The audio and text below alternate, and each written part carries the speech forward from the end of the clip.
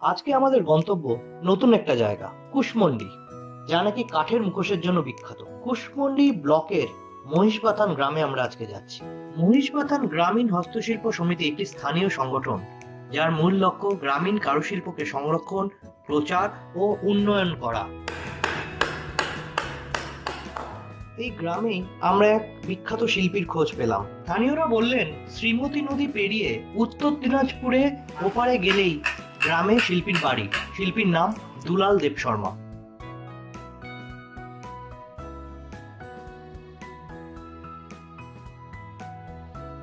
কি অপূর্ব হাতের কাজ শিল্পীর!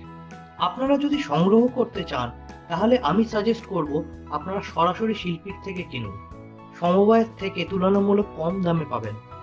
আমি ডেসক্রিপশনে শিল্পীর ফোন নাম্বার দিয়ে দেবো।